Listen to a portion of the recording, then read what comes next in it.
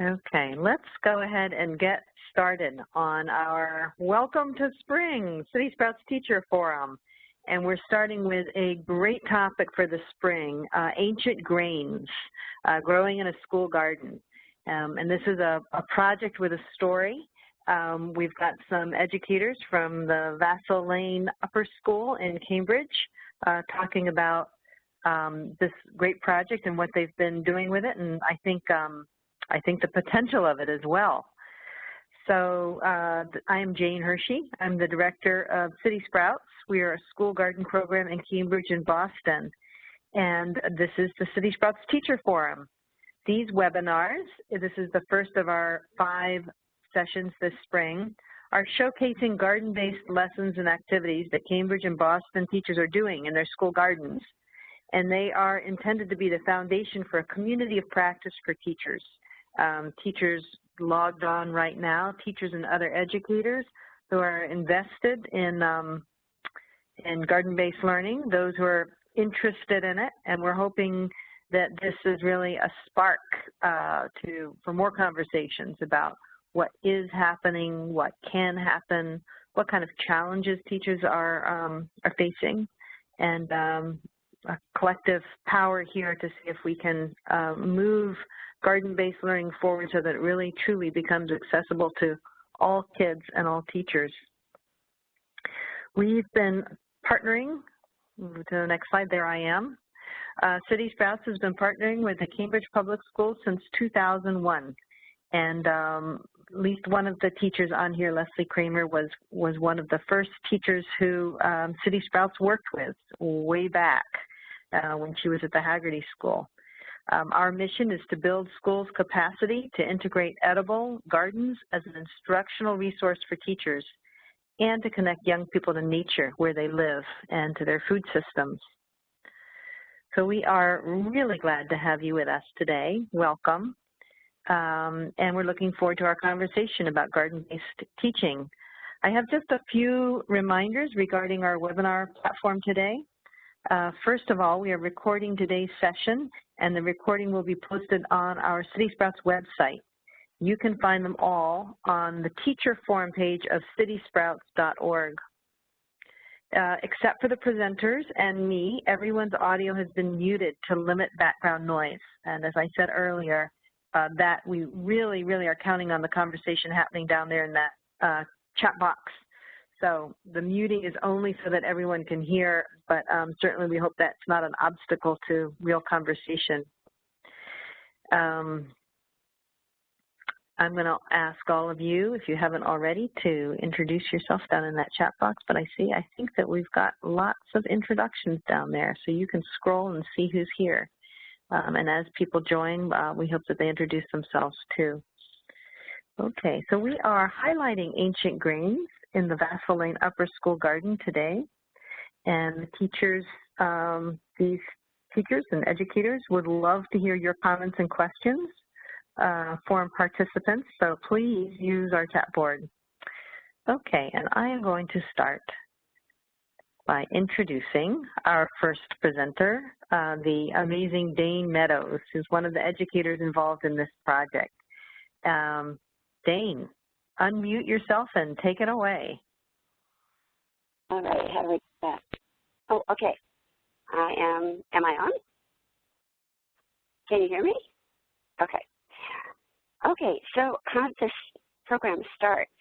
Well, I've been at the Haggerty since 1998, so I knew Leslie from early on and got to know CitySprouts from pretty much the beginning. A couple of years ago, a researcher at Harvard, Peter Burns, called me from one of the labs and said, could you find me a couple of schools that would like to plant winter wheat? He's working on a project at Harvard in the greenhouse, there's a picture of him, where he was growing heritage grains, landrace forms of winter wheat that had been grown back in the Middle Ages, well, long before the Middle Ages, back in 8,000 years ago in the Middle East, and also the kinds that had been brought by the British settlers to the North American coast settlements. And so very quickly we had several schools interested. I talked to CitySprouts right away because They had the gardens and obviously were the people to connect curriculum to gardens. And we got started. So we started to ask kids what was grain and what was wheat. And we found that they knew very little about what wheat actually was. Planting it was fine, but they didn't know what it really meant. To them, wheat was either something you made bread with, you made pasta, but if you asked them what it was, for most of them, it was a powdery stuff that came in a bag. So we started with a lesson on grain, basic grain. We would take in, and this could be done for any grade level, a whole bunch of different kinds of grain. The kids would look at them, compare them, observe them, feel them. It was very important that they got to really feel them and not to eat them because they've been felt by so many people. And they were amazed at what grain was, at the fact that oats were not, in fact, flat little flakes. They looked a bit like wheat, that rice came in different colors, that that teff and amaranth and quinoa felt so tiny. So it was quite fascinating. Then we started to develop different lessons for different grades. We talked about American history and what the early settlers had planted, and did this using the kind of grain the kids had planted, being the kind that the British had brought in the 1600s. And it grew from that to go into many different areas. So can connect to social studies, science, literacy, math, just geography, just about anything. We found that for a lot of the kids, the planting itself was a tremendous connector because they had the grain in their hand and then they planted it, and then in the spring they got to see the grass come up. That was fascinating. They also were fascinated that it looked just like grass, and then of course it would look like grass because it is a form of grass. Grain is the edible seed of a grassy plant of the grass family. So we looked at different kinds. We looked at the ancestor of corn, it's called teosinte, and grew that. And the kids were fascinated to see that one plant produced about 200 tiny, tiny pods. And those pods, each one had 8 or 9 different little tiny seeds in it that were identifiably different from corn and yet in a way similar. So it's been fascinating in many ways. The planting this year, they also harvested wheat, which they then sorted, selected, and replanted. So this spring, we're hoping to see grass come up. That is the new wheat plants from their second generation seeds. Eventually, we hope to have a good enough crop that they can really select seeds and understand why it's important to select. I was raised by a grandmother who'd been a farmer and was raised with the phrase, select the best, eat the rest. And there was a reason for that. The kids will be learning that. We also talked about seed banks and why it's important to save heritage and landmark seeds, land-race seeds for future generations to increase biodiversity and understand the importance of that, and why it's important not to have a monoculture set up with agriculture, where one bug, one pesticide, one problem, one fungus can wipe out the entire crop. So we can touch on a lot of different areas with this one basic start, but connecting it to the garden is essential. We have a lot of materials that are available. If people are interested in any particular aspect of it, just let us know. I'm going to let Leslie talk about the 6th grade project because that has most closely involved her students.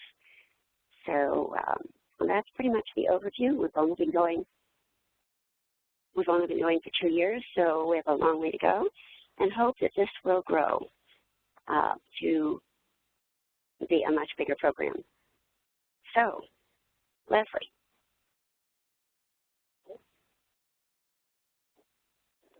How do we do? How do we get started here?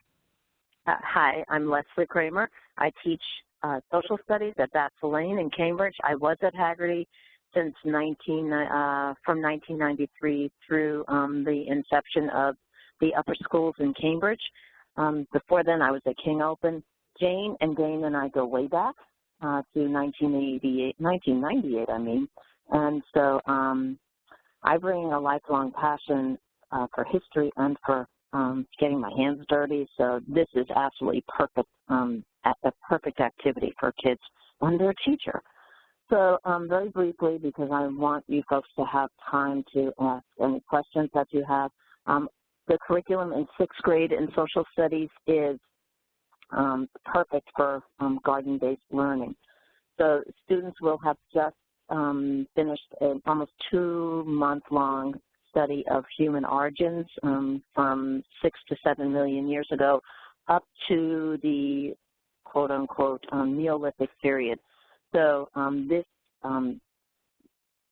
Ancient Grains project was perfect for the bridge between early humans or human origins and the next unit, which is the rise and meaning of civilizations in Mesopotamia, which is a mouthful. So, and kids will have just been inundated with all kinds of wonderful vocabulary like Australopithecus afarensis and Homo erectus and Homo neanderthalensis.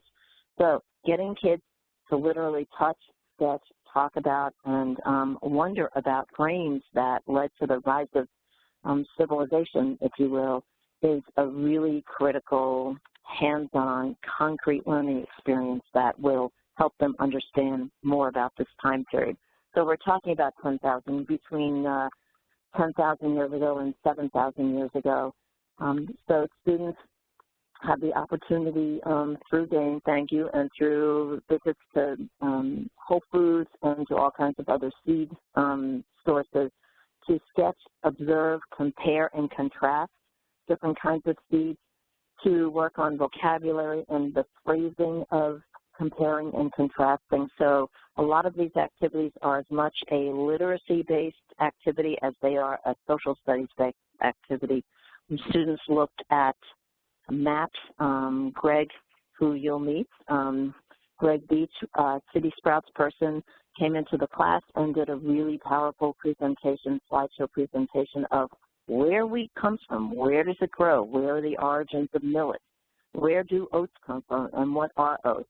And I brought my 80 or 90 students out to the garden, the CitySprouts garden at Tobin, and had them get their hands dirty and put seeds in the ground and wonder about when they would sprout and why would they sprout and how they're going to sprout. So we're really excited to have this snow melt and see, gee, what is under there? So the hands-on garden-based activity is a wonderful complement to the, if you will, more academic and intellectual work that we do. There are wonderful extensions. Students are learning about early farmers, the rise of agriculture. It was not a revolution. It was very much an evolution. And we are now calling them more foragers because people weren't necessarily strictly one or the other 8 to 10,000 years ago. Hopefully there will be future archaeologists and anthropologists out there in your classes and with the populations you work with. Students love to talk about and really examine issues around GMO, genetically modified foods, food preferences, dietary preferences, religious and health-based preferences, what their cultures tell them to eat or not eat, and issues around monoculture, around diversity, and so on. So this unit, the only problem is we don't have enough time to really examine in depth the issues and the gardening, the literal gardening that students love and need to do. So that's me in a nutshell and what I've done, and we can talk more about it later, and we can share lots and lots of resources with the audience out there. So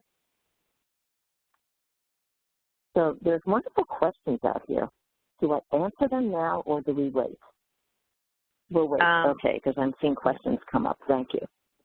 Yeah, we've got one now. I'm keeping track of these questions down here. Everybody's, thank you for your great questions. I'm writing them down fast and furiously, and I'll bring them back after Greg speaks. So, so don't worry, your questions won't be lost. Okay.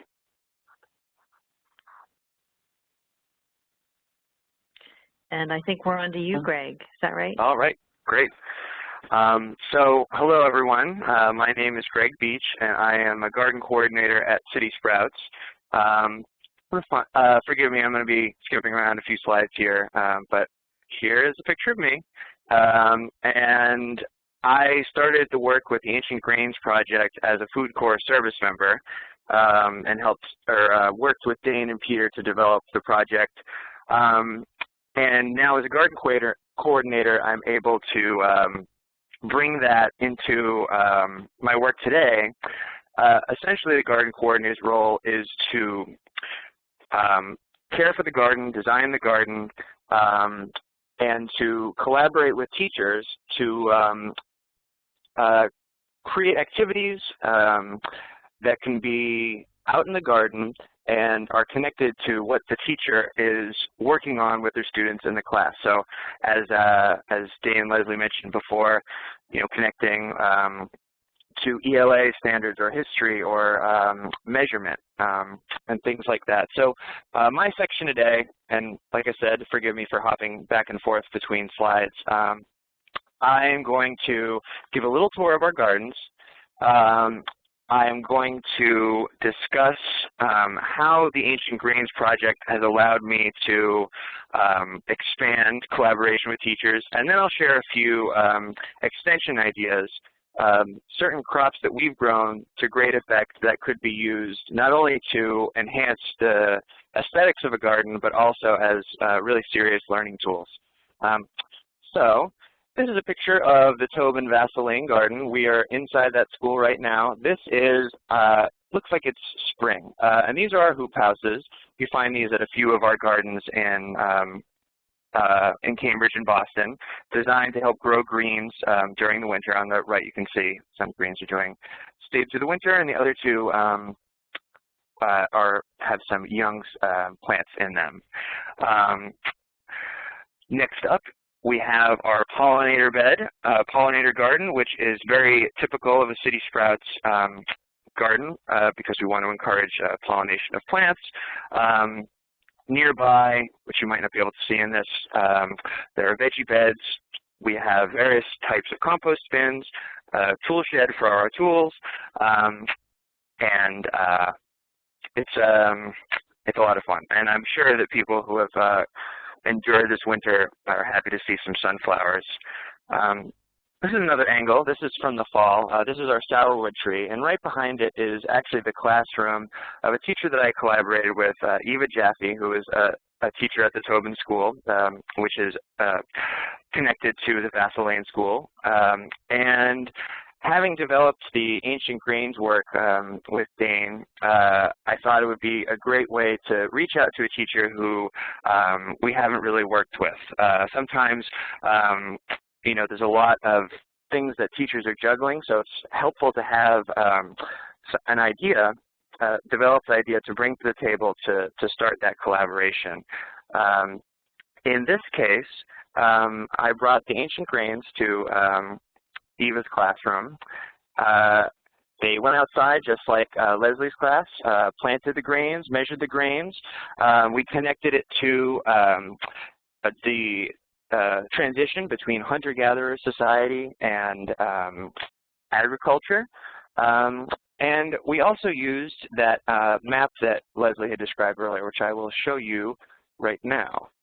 So this is a tool that the students really responded to well, to get them to sort of to make connections between what they already know. So this is a map that I created that maps out specific grains in the globe, overlaid over the different climate zones of the world.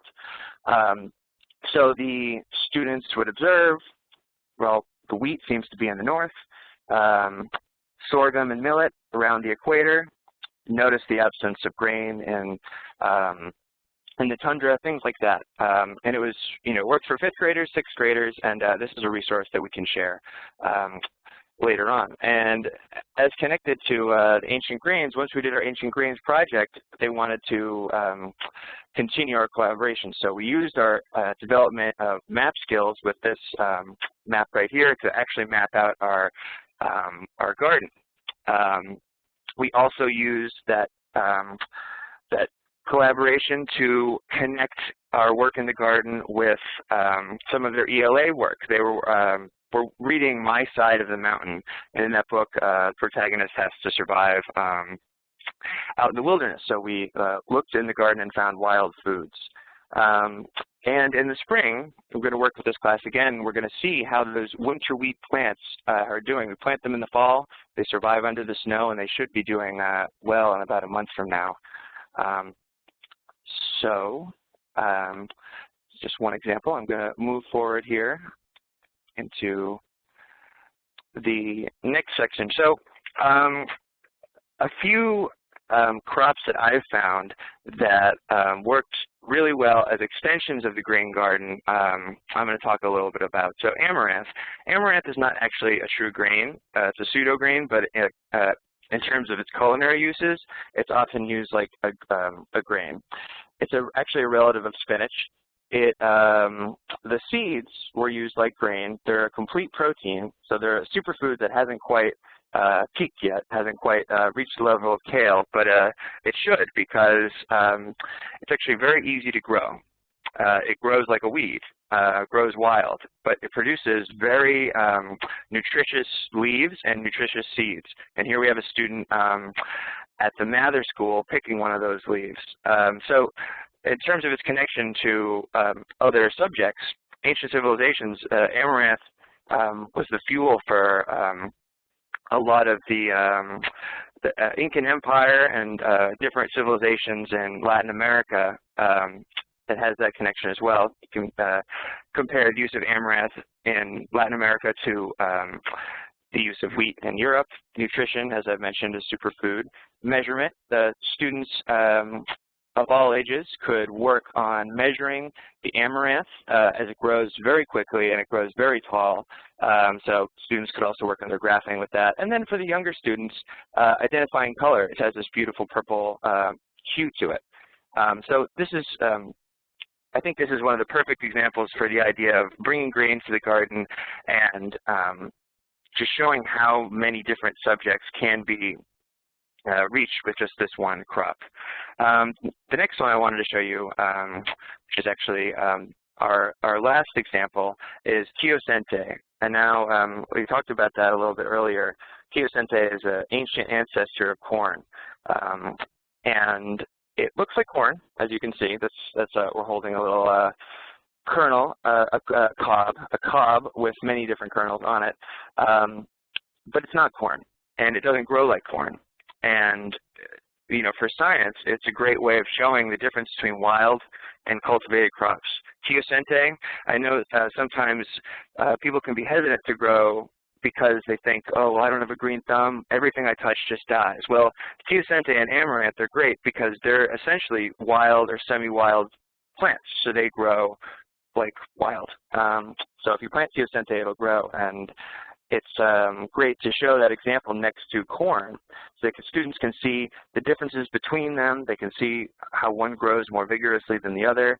They can see, you know, if you're getting into artificial selection, you can talk about how corn was, or teosinte was bred to bring out those qualities that we really enjoy in corn.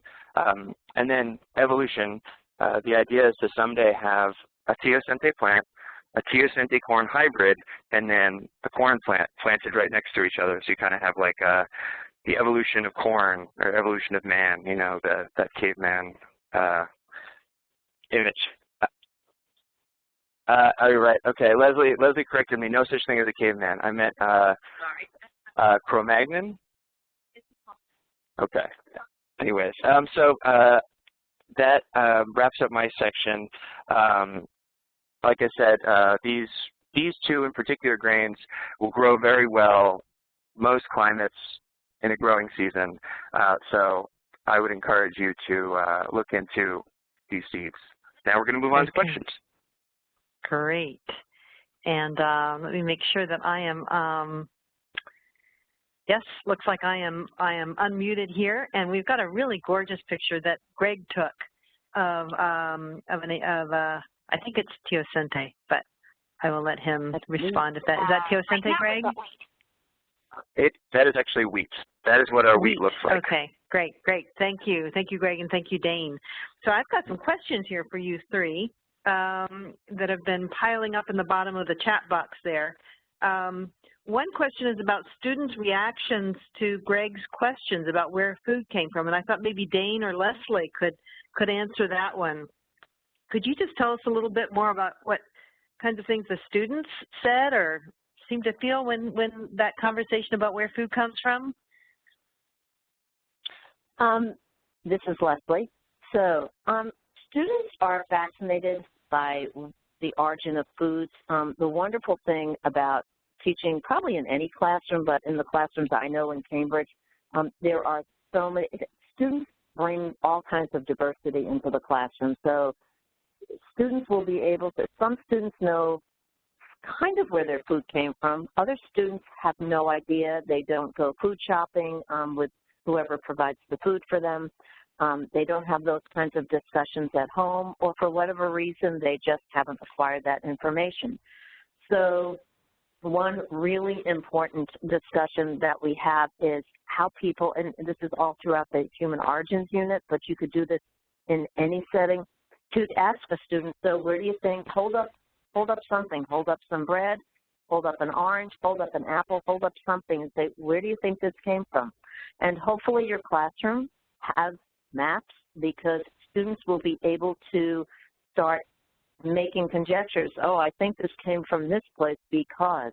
And so those are really rich and important topics for doing that kind of investigatory work. So where do you keep, and how do you think we can find out? So those are the kinds of those are the kinds of questions that we need to pose to our kids, and we need to have them talk to each other about and start brainstorming and start doing those mini investigations of, gee, how did my lunch arrive on my plate? Where did it come from before it was on my plate? And so to do the backwards walk and to really understand the process. The internet is wonderful for this. There are wonderful websites with graphics that help teachers and help students do that trace backwards. So before it was on my plate, where was it? Before it was there, where was it? Before it was there, where was it? And help students start learning how to read labels. Reading labels is not just a science or a health class activity. It really does belong in I think it belongs in any classroom, because it has all kinds of applications. So to help students become curious and become investigators of whatever gets put into their mouth, whether it's the candy that they're eating right before your eyes, or it's school lunch or whatever lunch they brought home, and not in a condemning or a punitive manner, but to really get curious, to help students become curious and maintain that curiosity, and help them with resources about how to figure that, how to answer that question, where does my food come from? I'm reading Barbara Kingsolver's book, Animal Vegetable Miracle now, and the book is filled with all kinds of internet resources that meet not just the adult consumers' needs, but really the needs of children and their teachers as well. So getting students curious is not really a challenge. It's a wonderful challenge, I should say, but it's probably the easiest part of this whole process, because once they're going, they're going. And I hope that answers that question. Yeah. Wow, yeah, you've answered lots of questions, Leslie. I was moving down my list thinking, wow, now she's talking about the food. She's talking about engaging kids. Thank you.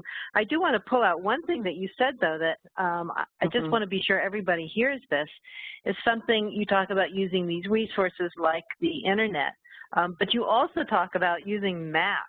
And I am sure all of us have walked into classrooms where there are lots of maps on the walls, but actually figuring out real reasons for kids to go look at the map and ask a question and answer a question. You just gave some great illustrations of how that happens. I really so we appreciate make assumptions about, if the child is having a banana for dessert or something, so where did this come from? And to start tracing the origins, to become a food investigator or food detective.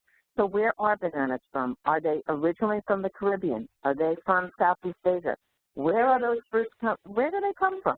They don't come from Star Market or Up and Shop. That's where you find them, but trace it back. Where did they come from? And what's been put on them, too. So that's a whole other discussion about chemicals, which students are really interested in talking about. They are. They're really concerned and curious about additives and preservatives and things like that. So you mentioned, we have another question here that I'm going to segue into, Leslie. You mentioned human origins as one of the units or topics that this lesson addresses. What are some of the other ways that the ancient grains fits into the social studies curriculum or the state frameworks? But to tell you the truth, I'm not entirely sure about the state frameworks. I'm kind of notorious for doing what I think kids need to do and what they need to learn. However, I believe it's part of the 6th and 7th grade curriculum, somewhere in there. Human origins, my students and I spend a couple of months on it. And even though it's not, other teachers don't spend quite as much time on it, but we do because it's so rich with students students asking themselves, where did we come from? Where did I go? What have people always eaten this food? Like agriculture. Right, yes. So this whole piece around the rise of agriculture and the rise of modern farming in particular, there are wonderful resources which I can share with folks that show different maps of modern farm food and how things have changed just over the last 100 years. So you can. And Leslie, I'm going to ask you, if you want to just put those right down in the chat box, now or before we finish. I think people would really love to have that resource. Okay. Any Cambridge Public School teacher should anybody can email me, and Cambridge Public School teachers, I'm happy to share all the Google Docs, and anyone who's not on the Cambridge Public School system, if they email me, and I'll put my email down, I will be happy to send all kinds of links. Jane and I have resource links and all that. I don't do this work by myself. Jane is indispensable, so.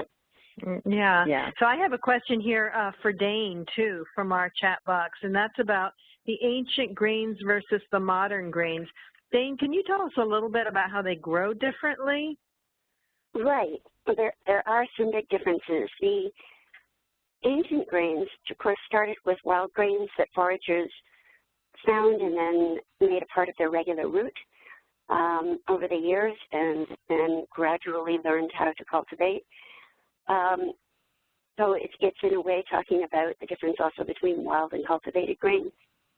The wild and early grains were much more difficult to predict the harvest of. They would ripen at different times. They would shoot off of the head of grain when they were ready.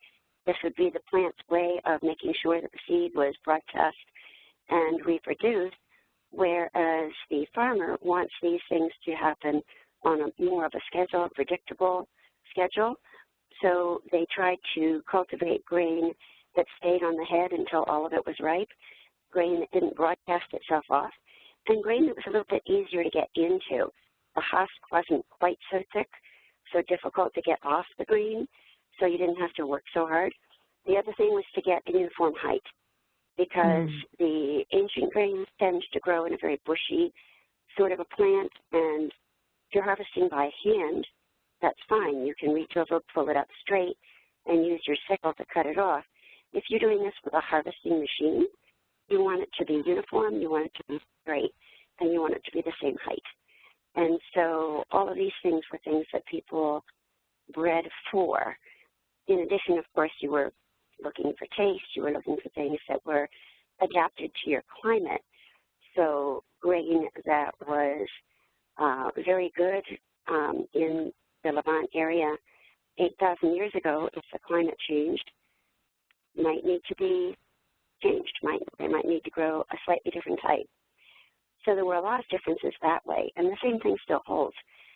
It's become a problem with countries that are trying to grow one kind of wheat across a large area, and instead of using a wheat that's really adapted to that region, they try to adapt it by using pesticides, fungicides, more water, what you call it, when you feed a plant, fertilizers, things like that. So there are a lot of differences that people have bred for over time. The other thing is, I saw there was a question on true grains and what's the difference between a true grain Yes, there is a question down there about grain. What is a true grain, yeah. And that's the true grain comes from the grass family. I'm not quite sure how you pronounce it in Latin, Poaceae, I think. And so other grains are things that we think of as edible seeds of a grassy type of plant. If it's not the true grass family, they call them pseudograins.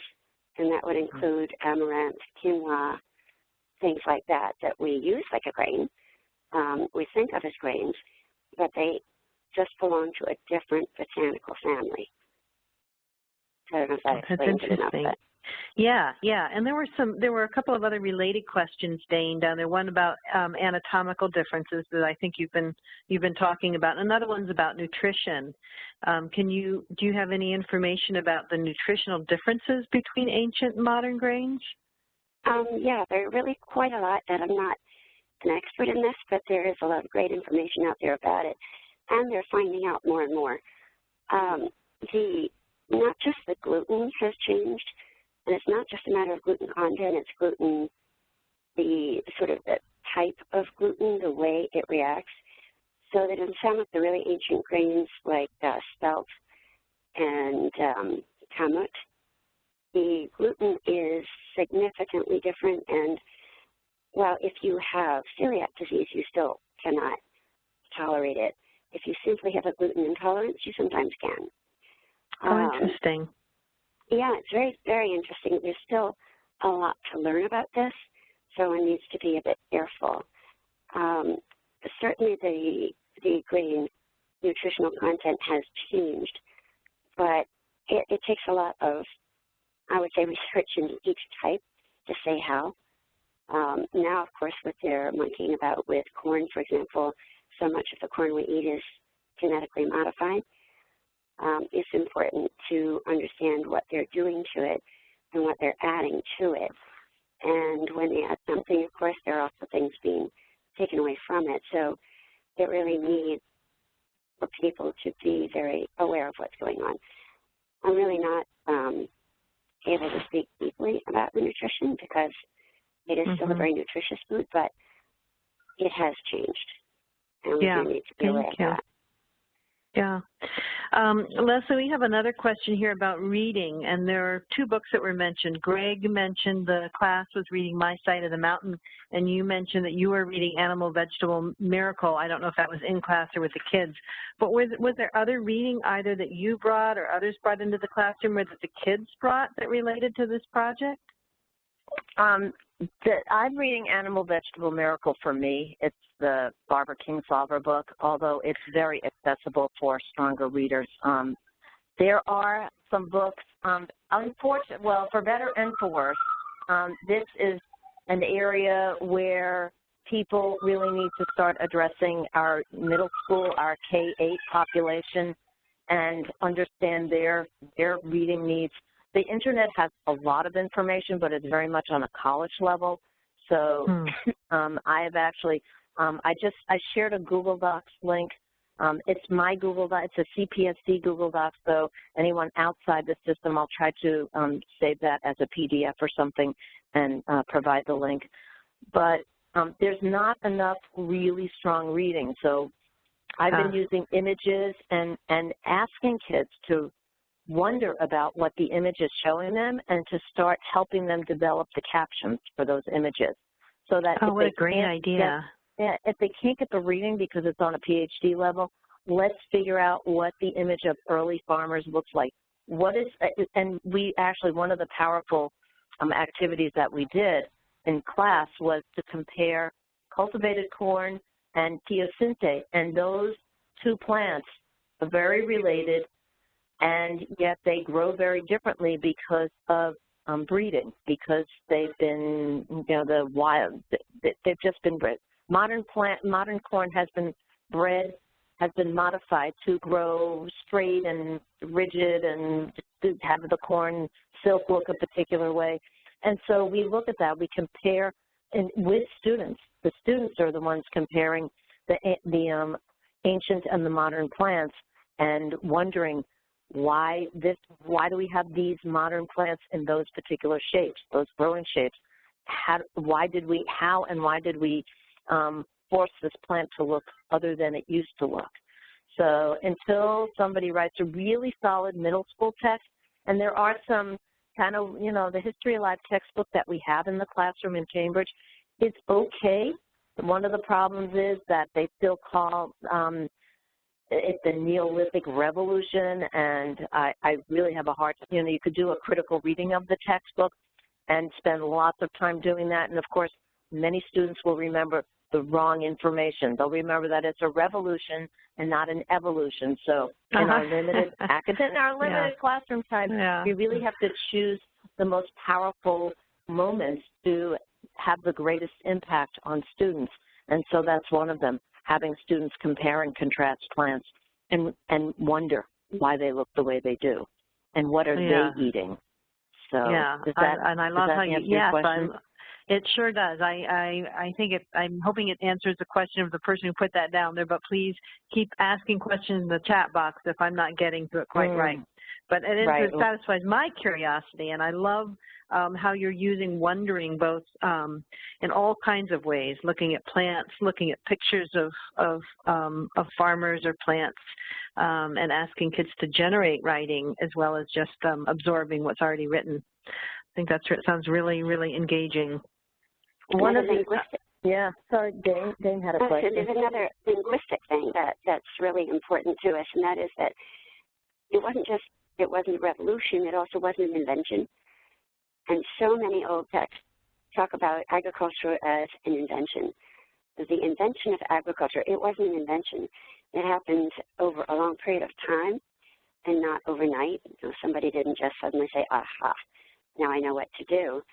So it's that linguistic, semantic difference that we can make as teachers to help kids understand that this took a very long time and a lot of trial and error to get from one point to another with plants.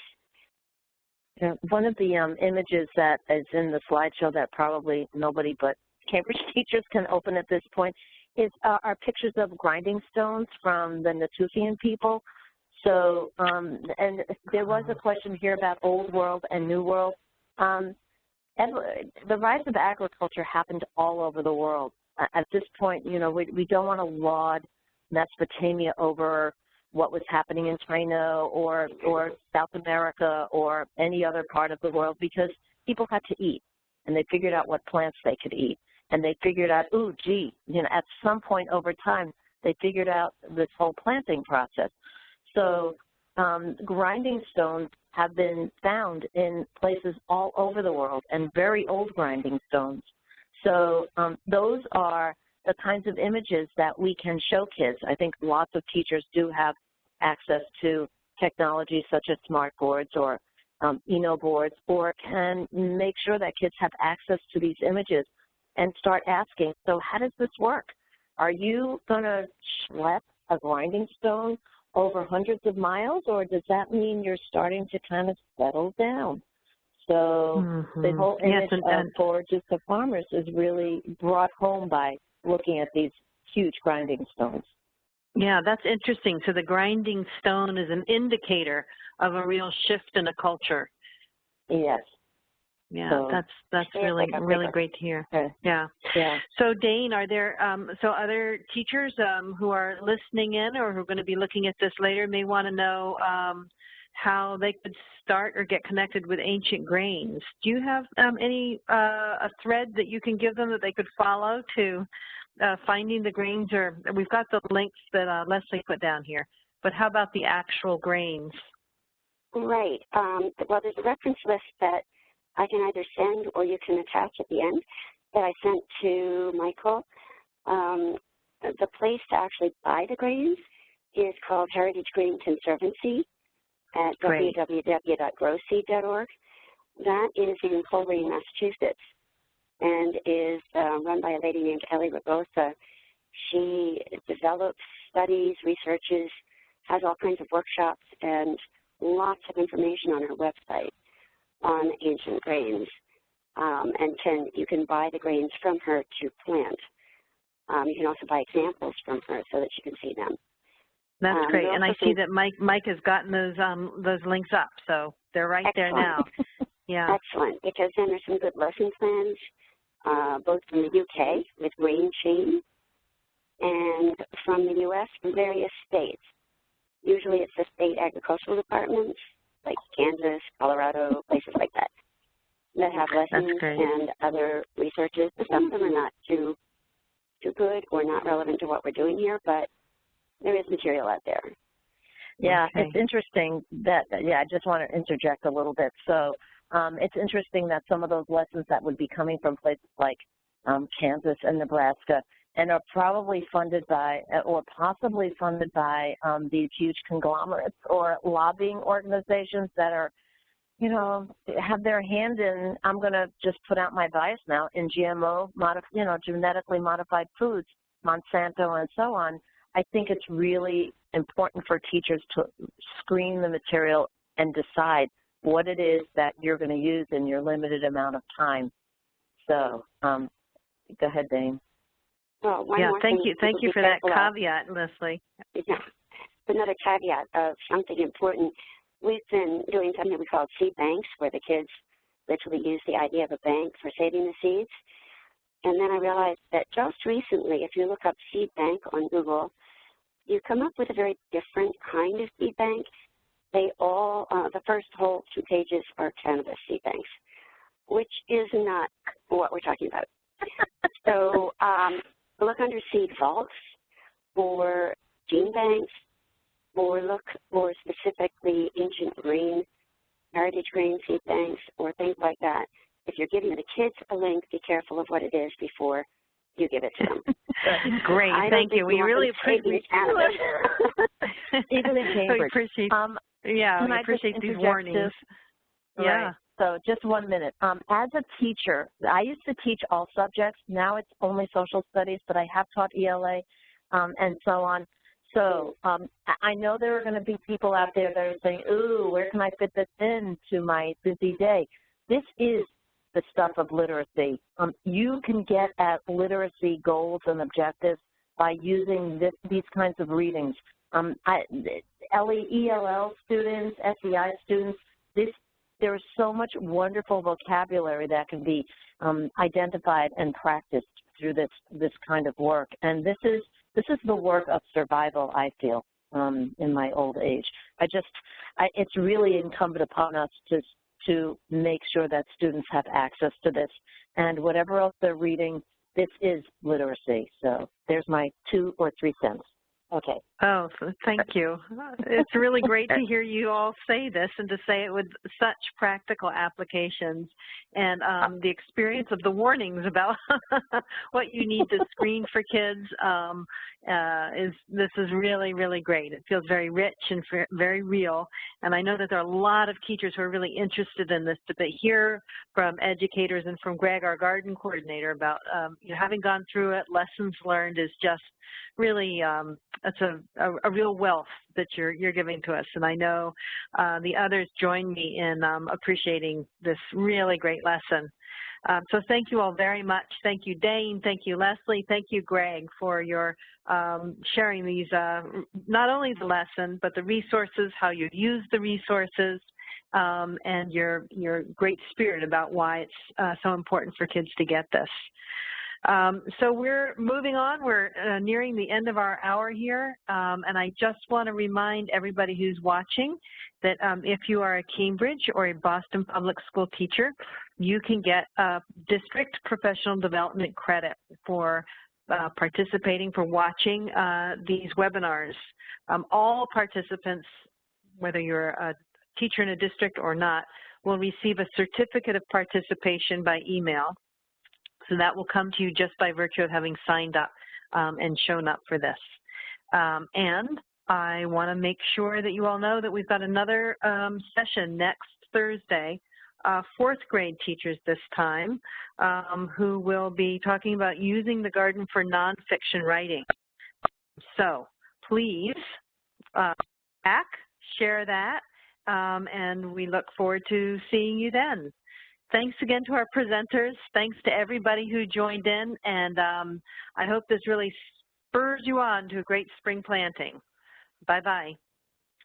Thank you. Thank you.